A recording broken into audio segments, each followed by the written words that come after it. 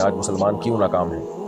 دو وجہ سے ناکام ہے، دین کو بھی چھوڑ دیا اور دنیا کو بھی چھوڑ دیا مسلمانوں نے۔ دین کو چھوڑنا تو سمجھ میں آ رہا ہے، گناہ دیکھیں آپ، بے حیائی کا طوفان دیکھیں آپ، وہی یورپین کلچر، انہی کے سسٹم کو، شراب کباب، وہی سب چیزیں، فلمیں، فحش، سب کچھ۔ ہماری خواتین دیکھیں کدھر کو جا رہی ہیں، یہ تو دین کی تباہی ہے۔ دوسرا، دنیا بھی چھوڑ دی ہے، دنیاوی اسباب، دنیاوی کامیابی اللہ نے اسباب کے ساتھ جوڑی ہوئی ہے۔ آج کل مسلمان اسباب اختیار نہیں کرتا، صحتیں دیکھ لیں آپ، پڑھائی دیکھ لیں، تعلیم میں آگے نہیں ہے، پڑھتا ہی نہیں ہے، بس یوٹیوب پہ پیسے کمانے کے طریقے آپ سن لو، جس موٹیویشنل اسپیکر بتا رہے ہوتے ہیں ایسے کمایا جاتا ہے، ایسے کمایا جاتا ہے۔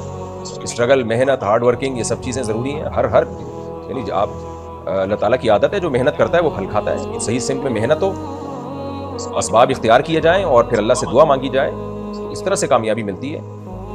نہ دین کے رہے نہ دنیا کے رہے، کچھ بھی نہیں ہو رہا تو کامیابی کہاں سے ملے گی؟ من حیث القوم ہماری یہ حالت چل رہی ہے، اور نیگیٹیوٹی ہمارے دماغوں میں اتنی بھر چکی ہے کہ پازیٹیو ہم سوچتے ہی نہیں ہیں۔ ہر وقت غیبتیں، وہ بھی ایسا، وہ بھی ایسا، فلانا بھی ایسا، ڈمکانا بھی ایسا، وہ بھی ایسا، ہر وقت منفی۔ جب آدمی کھوپڑی میں سوچتا ہی رہے گا تو وہ کیا ترقی کرے گا؟